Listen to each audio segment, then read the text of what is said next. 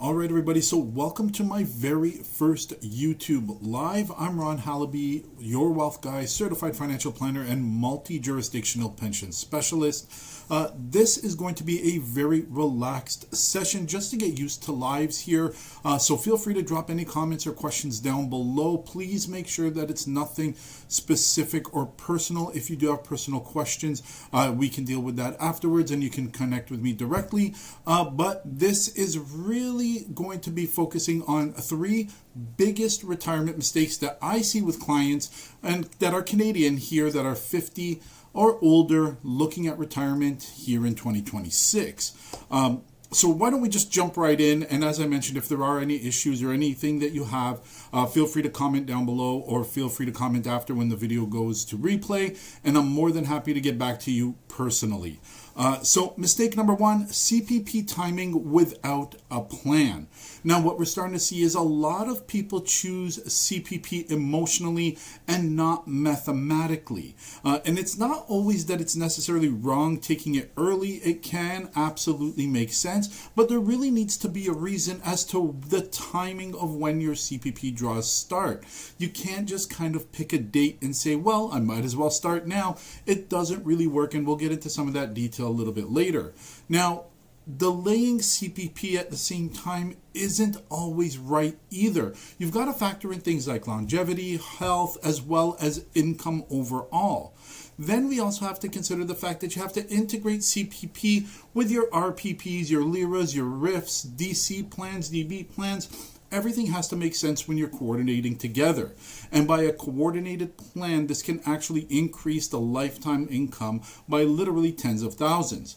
So just to kind of give you a quick example here, somebody who's earning maybe 75K may benefit from taking the CPP at 60 if they're reducing portfolio drawdowns and avoiding OAS clawbacks later at a later point in time. So there absolutely is a time and potentially a place for when CPP can be taken early and at the same time taken later. Now, mistake number two that we see is not understanding your RPP and your LIRA unlocking.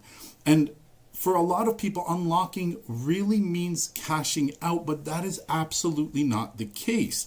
In fact, unlocking is really about creating flexibility with your retirement income, not taking lump sums necessarily.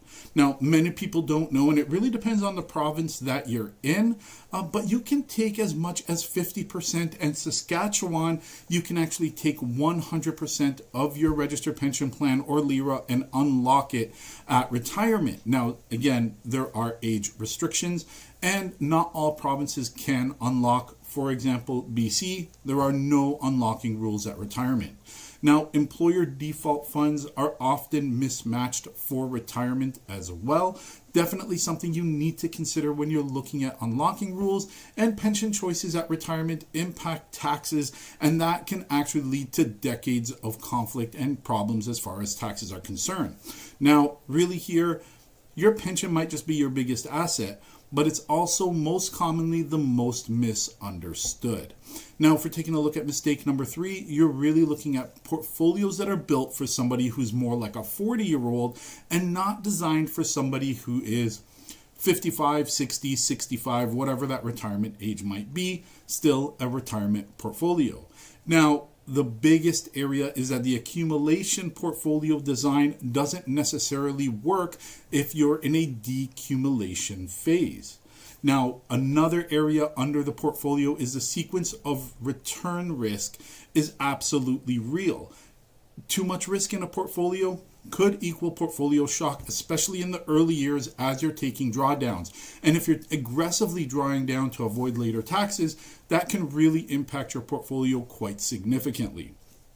Then we have too little risk and then avoiding and having problems with longevity. So if there's not enough risk in the portfolio, sitting, for example, entirely in income or GIC-based plans, you might find that that fund might run out well before your actual longevity or your lifespan. Now, you also have to consider the need of your withdrawal strategy, not just taking balanced funds as well. It really is a delicate balance when you factor in the decumulation as opposed to an accumulation phase as well. Now, what you've got here is the concern that you won't get through retirement if you're not structured properly or if your portfolio isn't properly designed for decumulation. So while we're waiting for some questions to roll in, let me quickly cover another common one that I get, and that's whether or not I should unlock my LIRA now or if I should wait.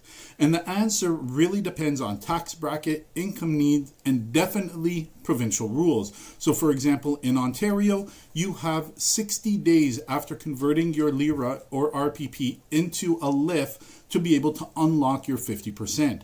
Once that 60-day period has lapsed, you will not be able to use that option going forward. And what that really means is if not unlocked, you are restricted to a maximum allowable withdrawal per year that can very heavily restrict your overall income available, as opposed to being able to have some flexibility for your income needs.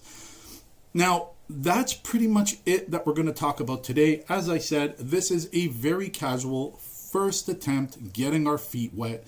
And if there are any questions, I will stay on for a little bit longer. Otherwise, feel free to comment down below and I will personally get back and answer to everybody's question. But please make sure that you do not leave any personal information or situation in the comments. Thank you very much, everybody. I appreciate you tuning in to our first YouTube channel, and I will see you at the opening bell.